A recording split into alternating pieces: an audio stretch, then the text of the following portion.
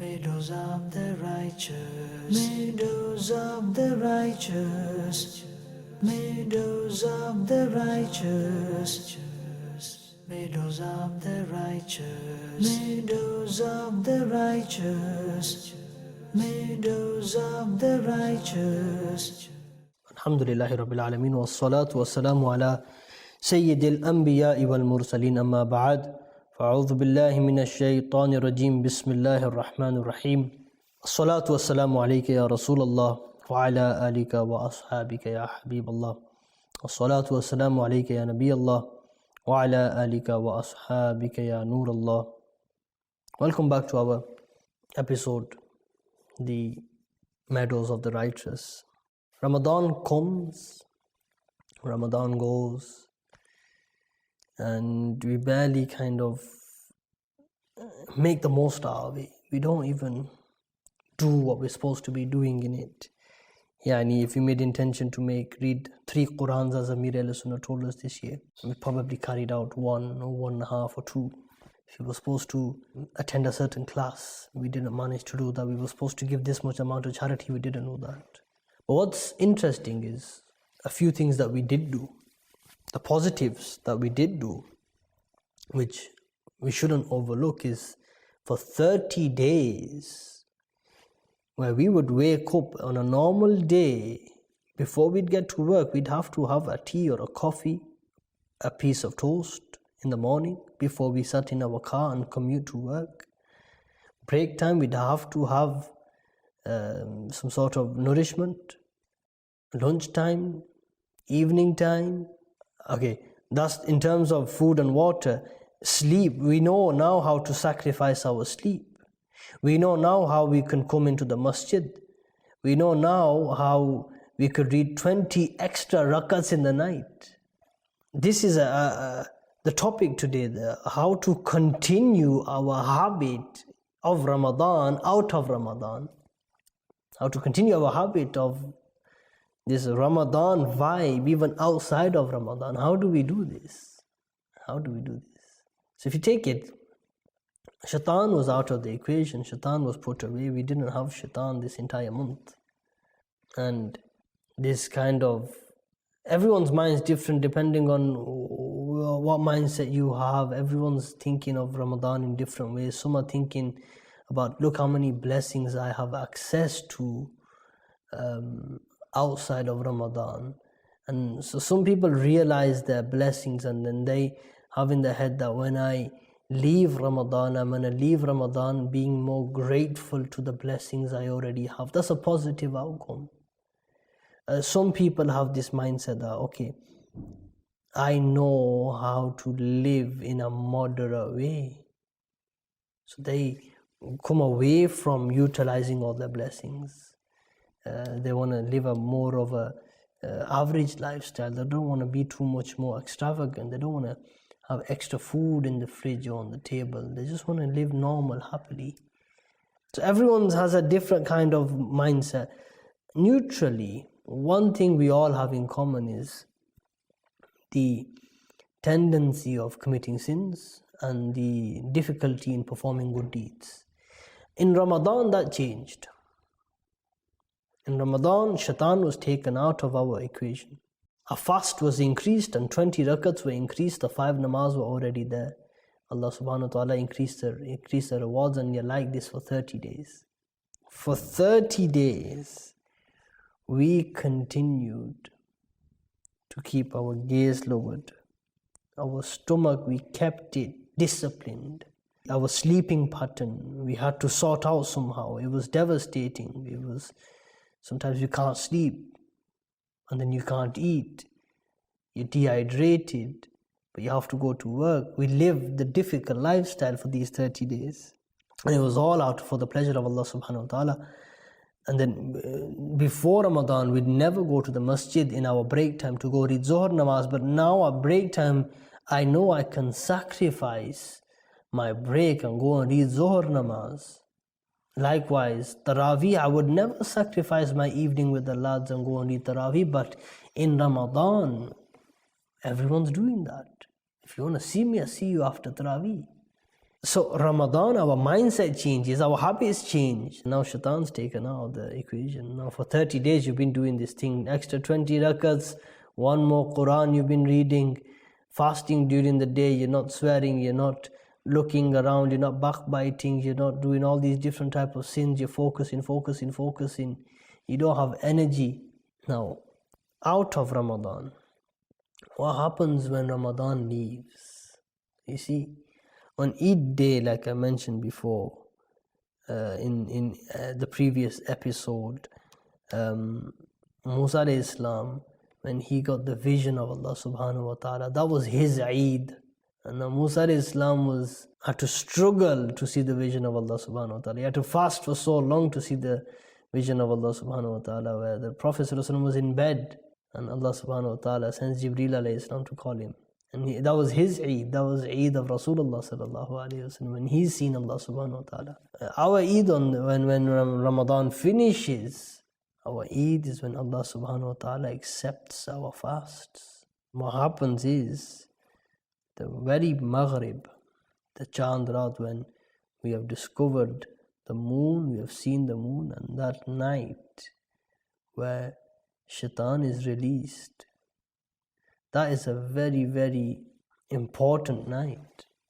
And this Ramadan, as it comes towards an end, what you want to do is just focus. As Ramadan ends, what changes? Before you would fast every single day. It wasn't even like an option. I just have to do it. You would pray all 5 namaz. Fajr namaz, you'd be with Jamaat. Asr Salah, you'd read with Jamaat. You're reading the Quran, you're reading Taraweeh, extra 20 rakats. You're reading your du'as, you're respecting people, you're giving charity. What changes when you open your final fast on the 29th or on the 30th of Ramadan? What changes? Why does the atmosphere change? Why does it feel different? You see, a successful Ramadan is when Ramadan comes and goes, and that person is now a better person. He's no longer the same person he was before Ramadan. That's a successful Ramadan. If that person never read namaz, was swearing, was backbiting, never gave sadaqah, never gave zakat, committed loads of sins, Ramadan came and then he stopped all of that. Ramadan left and he is now the same person as he was 2 months ago. Evil, wicked, liar, deceiver, fraudster, sins, not reading salah, not fasting, none of it. That Ramadan hasn't done much benefit for him. On the other hand, you have a person whose Ramadan has come, he was struggling, he was sinning, he was committing all sorts of different sins. Ramadan's come, he's relaxed himself, he's sorted his mind out, he's realized what's right and wrong. Ramadan's left before Shaitan wasn't in the equation, so it was easy. Now the test starts. Let's see if you could do it when Shaitan is in the equation. Now you're on your own. Now it's you. Now you're fighting the Shaitan. Before you were fighting yourself. Now you're fighting yourself and the Shaitan. So what you want to do is continue. That's the topic today as well. Continuity of the blessed month of Ramadan. You want to continue the blessed month of Ramadan outside of Ramadan. And how do we do that? Ramadan is compiled of different things. You've got prayer, you've got fast, you've got charity. The prayer itself is compiled with all types of worship. The prayer is compiled with every type of worship is in the prayer. No eating and drinking, no desires, no looking around. You control your breathing. You're staying in one place. Certain positions you have to be in when you are praying. Certain times you are ordained to pray. In certain states you are ordained to pray. In certain moments you're not allowed to pray. You're in a situation of tahreem. You are in submission. That needs to continue. The prayer. First and foremost, the prayer must continue when Ramadan leaves. Ramadan, that Maghrib Salah, that Isha Salat that normally you'd be in Taraweeh, that needs to continue. On top of that, the fasting. We have the 6 fasts of Shawwal, but generally every Monday and Thursday, it is a Sunnah to fast. So constant fasting even post Ramadan, an amazing act, a very rewarding act. Beyond that, you have extra rak'ats to read in the night. 20 rak'ats we would read in Taraweeh. We would do du'as out of Ramadan, in and out of Ramadan. We could continue our du'as, can't we? Even after Ramadan. We would give a lot of charity in Ramadan. Why do we stop out of Ramadan? Ramadan is a time for you to reflect on yourself, gather your thoughts together, gather your actions together, get everything together, and now understand what you have to work with, and then work on it, develop yourself. And now when Ramadan leaves for the rest of the 11 months, this self-assessment period is going to come back next year. If in year 1, you laid out certain targets and you realized certain things about yourself, in year 2, there needs to be an improvement in Ramadan year 2. This self-assessment will come back in year 3. If there is no improvement, there's a hadith of the Prophet ﷺ. Prophet ﷺ said, I pity the person upon whom Ramadan comes in and then Ramadan leaves, yet he is not forgiven. Ending of Ramadan, as a true devotee, as a lover of Ramadan, as a true believer, every believer will love Ramadan. As a true believer, what we want to do is continue our momentum that we pick up in Ramadan, even out of Ramadan. We need to continue this momentum. Good deeds remove bad deeds. So you have 2 angels, one group of angels are writing down the good deeds, and one group of angels are writing down the bad deeds. Now, when you do a good deed, the angel writes down that same one deed 10 times. So, if you do a good deed, for example, you spoke the truth, or you smiled at someone, or you said something positive to someone, that's a good deed, right? The angels write that good deed down 10 times. So if you smiled, on the book of deeds it'll be you smiled 10 times, for instance. Now, when you do a bad deed, for example, you lies, the angel writes that deed down once, which is understood. And this is out of the rahmah, the mercy of Allah subhanahu wa ta'ala. The mercy of Allah subhanahu wa ta'ala. So this is out of the mercy of Allah subhanahu wa ta'ala that you get one deed. So now, suppose a person is committed a sin, he's told a lie. One deed is about to be written, bad deed, that this person lied. So when you commit a sin, suppose you told a lie now, you've had a clean slate throughout Ramadan, sins have been forgiven. Ramadan came, left, forgiven. Eid days come, you've been worshipping, you've been visiting family, you've been doing good. You've committed a sin, you've told a lie, now you need to do a good deed. For example, you've told a lie, now you need to tell the truth. You need to tell the truth. You need to follow every bad deed with a good deed. Once you tell the truth, that angel who writes down the good deeds 10 times, he makes a deal with the angel who writes down the bad deed. He makes a deal with him. He says to him that, look, he's just told the truth, so he's made 10 good deeds. But he told a lie moments ago, and he's earned 1 bad deed. Rather than writing down the lie, what I will do, I will take that minus, and I will minus it from my 10 good deeds I'm about to write down. So I'll only write down 9 good deeds. And they agree on that deal, the angels do. Follow every bad deed with a good deed. Allah subhanahu wa ta'ala is the most merciful. Now the point of this is to keep your slate green, to keep it clean. don't have any sort of contamination, to keep your book of deeds clear. To keep your book of deeds clear. Now, a person, Ramadan comes, he spends the last Laylatul Qadr in i'tiqaf. He's spent his entire wealth in charity. He's fasted, he's read the Quran, he's done everything, he's attained forgiveness. Ramadan's gone. He needs to continue. It's going to be harder because the shaitan's back into the equation. Before it was just you and your ego. Now it's you, ego and shaitan back into the system. Now what you want to do is control yourself. Take a deep breath. Just focus. And speak to people. Speak to scholars. Speak to spiritual scholars. They will guide you on the right things to do and when to do. So ask as well. And you'll be surprised sometimes you will find the answer that you never thought would exist. So you want to continue with what you have been attaining so far throughout Ramadan. Fast on random days. You want to continue that lifestyle of submission.